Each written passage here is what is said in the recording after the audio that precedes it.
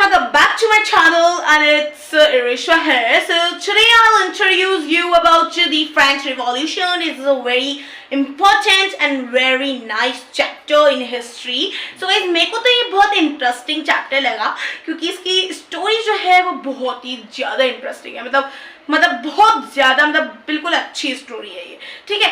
तो ये स्टोरी अगर आप समझोगे ना तो आपको ये लाइफ टाइम तक याद रहेगी, क्योंकि बहुत ही इजी वे में आपको एक राजा रानी और उनके जो प्रजा थी, सिटीजन्स थे, उनके बारे में बताएगी और बहुत सारी इंफॉर्मेशन भी आपको पता चलेगी कि क्या क्या हुआ था फ्रांस में।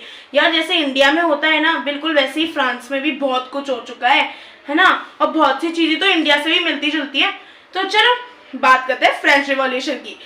So it is a chapter French revolution, and ये कुछ इंपॉर्टेंट पॉइंट्स हैं जो मैंने यहाँ पे नोटेड डाउन कर लिए हैं जिससे आपको इजी वे में मैं समझा सकूँ, एंड ये आपको भी नोट करना है क्योंकि ये बहुत ही ज़्यादा इंपॉर्टेंट है। सो गाइस, फर्स्ट हम हमारे फर्स्ट टॉपिक पे चलते हैं जो है 14 जुलाई 1789। अब ये जो फ्रेंच रिवॉल्यूशन है ना, इसमें ये बहुत ही ज़्यादा इंपॉर्टेंट डेट है, ये बहुत ज़्यादा मायने रखती है इस फ्रेंच रिवॉल्यूशन में, क्योंकि इसकी जो ऑफिशियल बिगिनिंग की डेट है ना वो भी यही है। तो चलो बात करते हैं इस डेट की। सो इस डेट में ऐसा हुआ क्या था जो इतनी इंपॉर्टेंट है भाई। जो 14 जुलाई की जो मॉर्निंग थी वहाँ पे, मतलब सुबह सुबह एक सिटी, पेरिस की जो सिटी है उसमें र्यूमर स्प्रेड हो गई।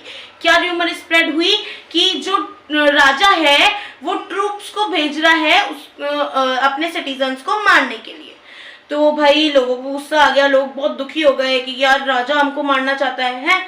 बल्कि राजा ने उन ट्रूप्स को इसलिए नहीं भेजा था कि वो उनको मारे, राजा ने ट्रूप्स को इसलिए भेजा था क्योंकि वो एक राउंड लगा के आए, एक बस राउंड लगा के आए कि देख क्या कि हमारा कोई एनिमी तो नहीं आ रहा, कोई युद्ध तो नहीं हो रहा है, यहाँ पे कोई युद्ध करने आ जाए। भी आ जाते हैं ना कि मतलब ऐसे किंगडम्स में आ जाते हैं, बड़े बड़े किंगडम्स में, तो फ्रांस भी बड़ा ही है, तो लोगों को ये डर था।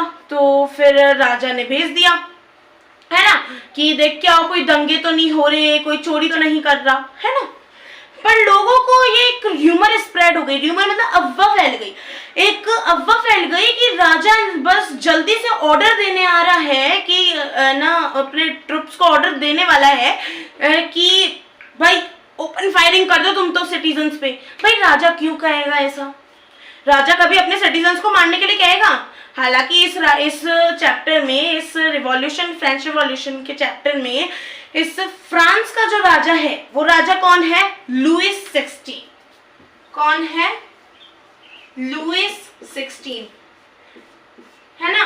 तो ये इन्होंने क्या करा, इनको कोई भी इंटरेस्ट नहीं था अपने राजपाट में, है ना, मतलब ये अपने ऐश और आराम जीते थे, इनको कोई इंटरेस्ट नहीं था, इनको और इनकी वाइफ को कोई भी इंटरेस्ट नहीं था। हालांकि हम ये बात मानते हैं, पर कोई राजा अपने प्रजा को कैसे मार सकता है जहां से उसको टैक्स मिल रहा है ना। तो वो ये तो मारना नहीं चाहते थे, पर लोगों को ऐसा लगा कि वो मारने वाले हैं, है ना। वो एक हमने र्यूमर स्प्रेड की बात कर ली और हमने 14 जुलाई 1789 की बात कर ली। अब आता है पीपल मिलिटिया। पीपल मिलिटिया क्या है? जब र्यूमर स्प्रेड हो गई तो ये लोगों ने 7000 लोग थे, 7000 मैन एंड विमेन, 7000 मैन और विमेन थे जो एक संग इकट्ठा हो गए। 7000 मैन एंड विमेन ने पीपल मिलिटिया बनाई थी। ये इन लोगों ने क्या किया, ये एक संग इकट्ठा हो गए, दे गैदर्ड, एंड वो कहाँ पे हुए थे? वो हुए थे टाउन हॉल, जो है ना टाउन हॉल, उसके फ्रंट पार्ट में हुए थे, मतलब फ्रंट साइड में हुए थे। आगे के हिस्से में, टाउन हॉल का आगे का जो हिस्सा है वहां पे ये 7000 मैन एंड विमेन, 7000 पुरुष और स्त्रियां इकट्ठे हुए थे और उन्होंने डिसाइड किया, क्या डिसाइड किया कि वो एक पीपल मिलिटिया बनाएंगे, है ना, पीपल मिलिटिया बनाएंगे। पीपल मिलिटिया की बात हो गई। अब भाई जब लोगों ने पीपल मिलिटिया बना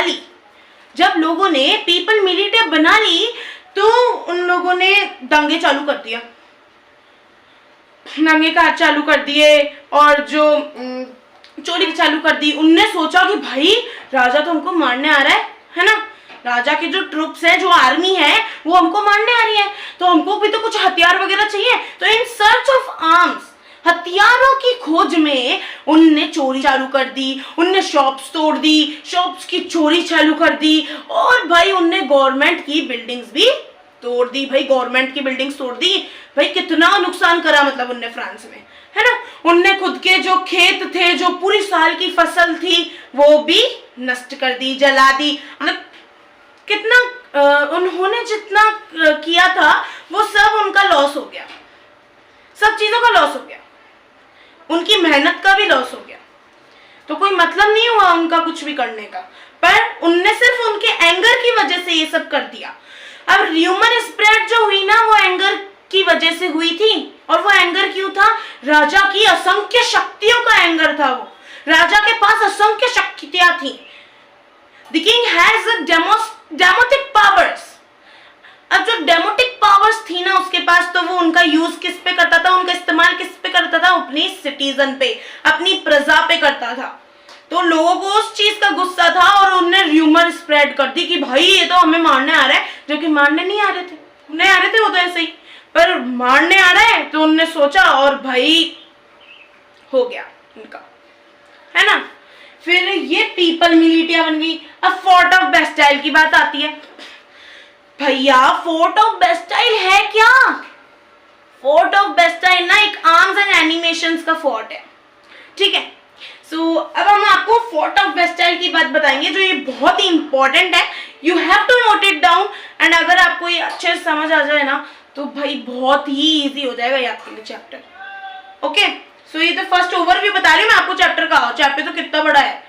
सो ये फोर्ट ऑफ, हमने इन तीनों टॉपिक की बात कर ली, इनके अपन को अच्छे से समझ आ गए। अब फोर्ट ऑफ बेस्टाइल की बात करते हैं। और तो और इस बेस्टाइल के किले में 7 प्रिजनर्स को भी रिलीज किया गया था। ये जो फोर्ट है बेस्टाइल का, ये बहुत ही इम्पोर्टेंट है हमारे लिए। क्यों है? क्योंकि फ्रेंच रिवॉल्यूशन की जो फ्रांस की जो क्रांति है, उसकी जो ऑफिशियल बिगनिंग है ना, वो बेस्टाइल के किले से ही चालू होती है। Okay, official beginning,